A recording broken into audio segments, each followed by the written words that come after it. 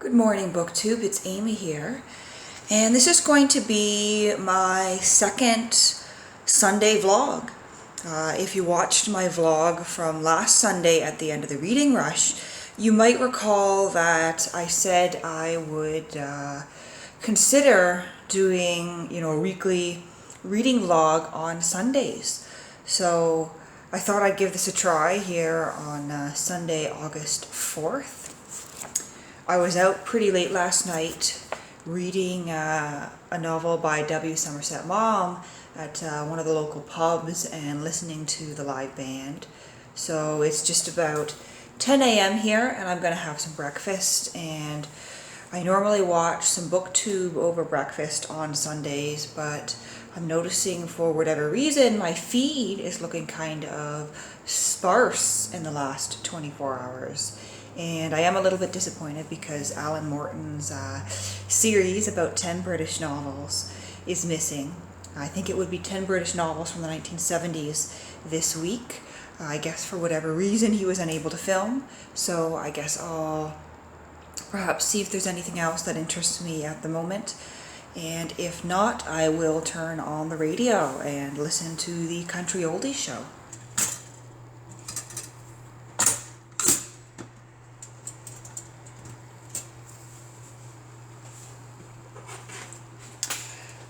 As part of my birthday present, it's the only thing I've gotten for my birthday so far, my friend sent me toast tongs, ordered from Amazon, so I guess you use these to take the bread out of the toaster when it's hot. I remember my parents had some growing up, and I think they still have some, but they're wider than these, and it's funny, I never even thought I would need toast tongs, but my friend was at my place the other week making a bagel, and she says to me, "Where are your toast tongs?"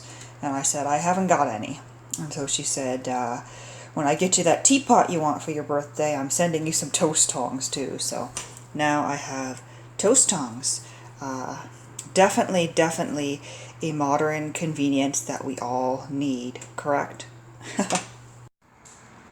So I've got my toast here, and I did use the toast tongs.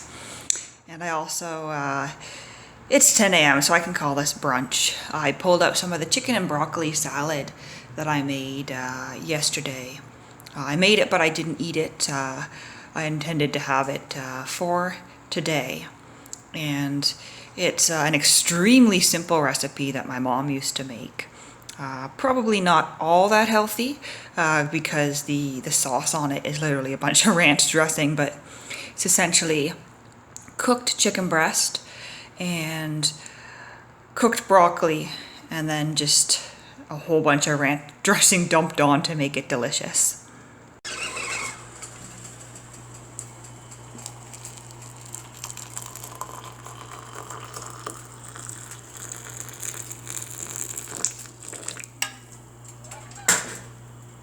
So I picked up this yesterday. It's a box set. There are 3 exercise books, essential, intermediate, and advanced, I think. I'm starting with the essential, and there's also audio, so we've got the CDs. There is a blank notebook. Oops, let's not do that. Living Language French, complete edition, beginner to advanced. So I'm hoping this box set is going to help me with my French, which will be extremely useful, if not indispensable, for my job moving forward. If I want to move beyond a certain level with my employer. I just wanted to take a few minutes here to talk about The Merry-Go-Round by W. Somerset Maugham, which is one of the books that I have on the go at the moment.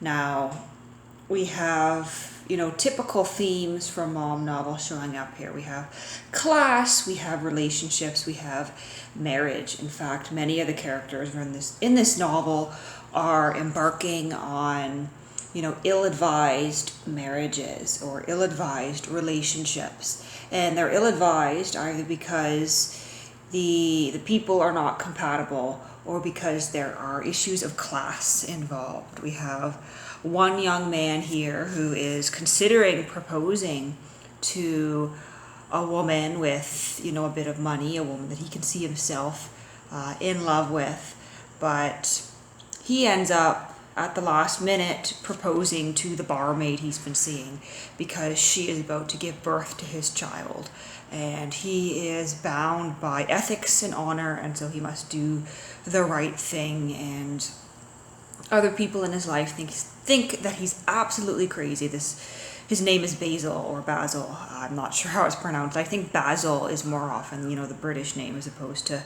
basil, which is how I would pronounce the herb.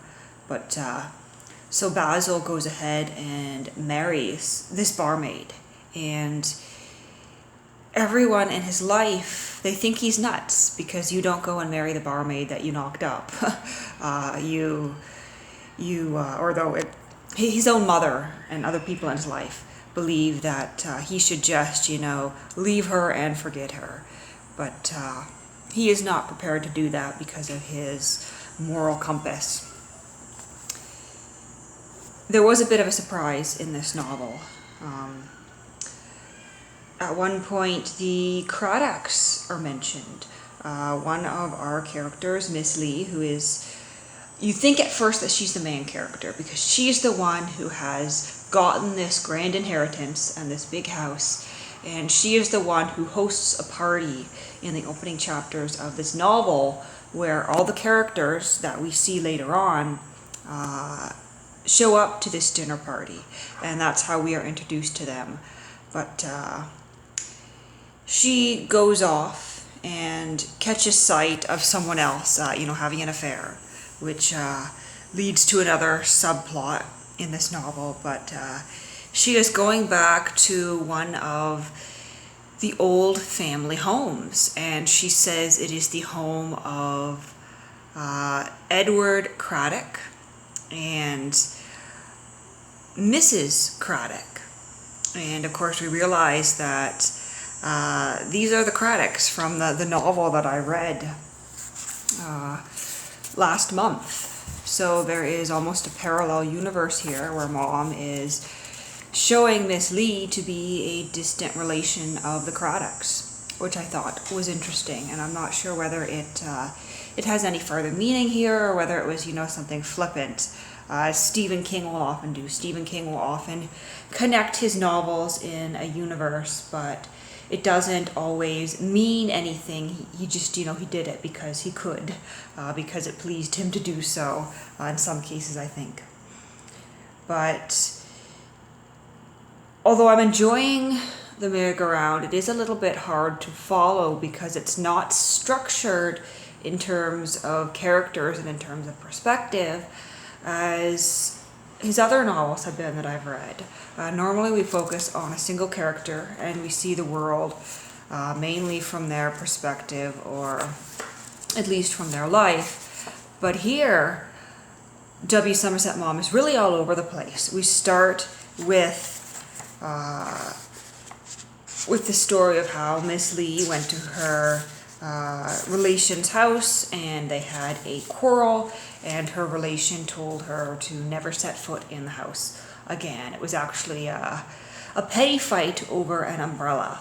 Miss Lee had rented out her apartment and she was returning early from France, I believe, and because her own apartment was rented, she needed some place to stay.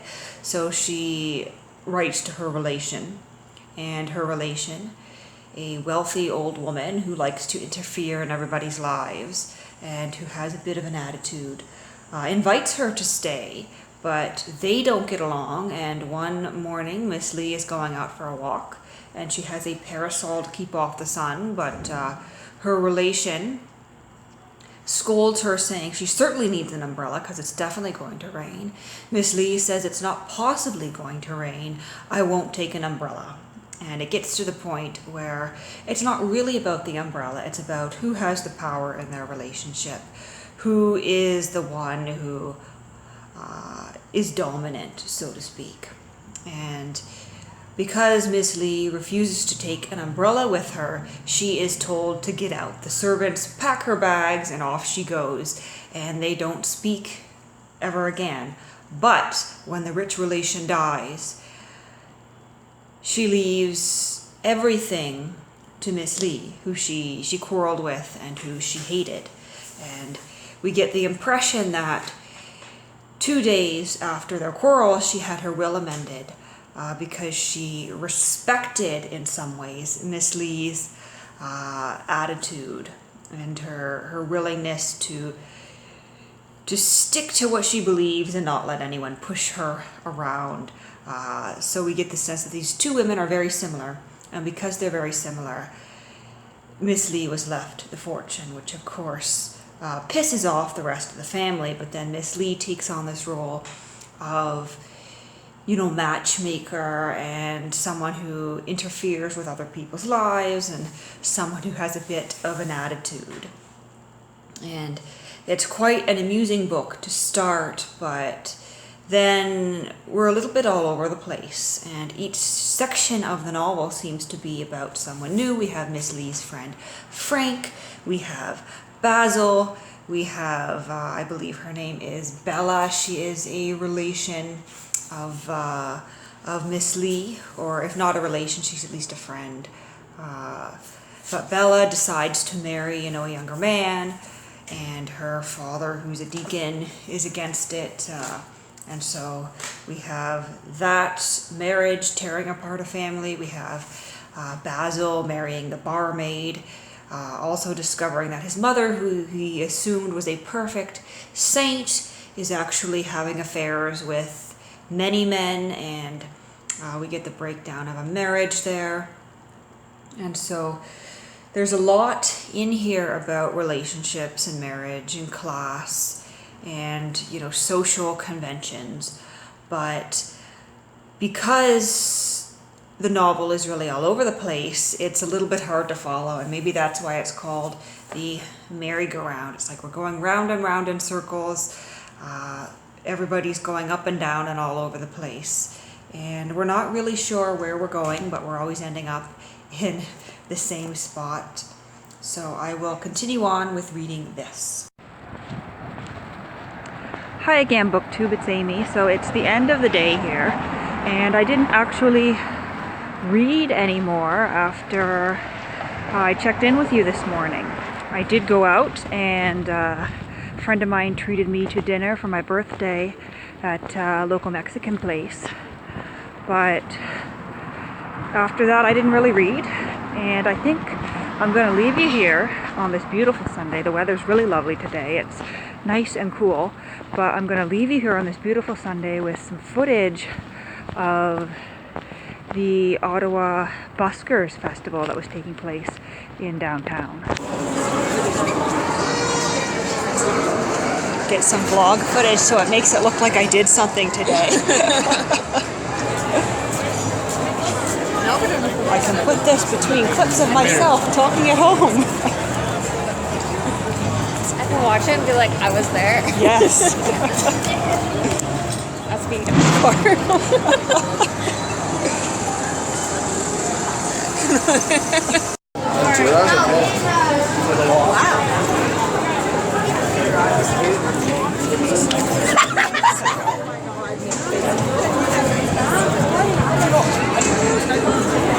I'm trapped behind you. That's great footage for BookTube. Oh yes. This is my friend's head. Yes. Your hair will be on. Yeah. Famous.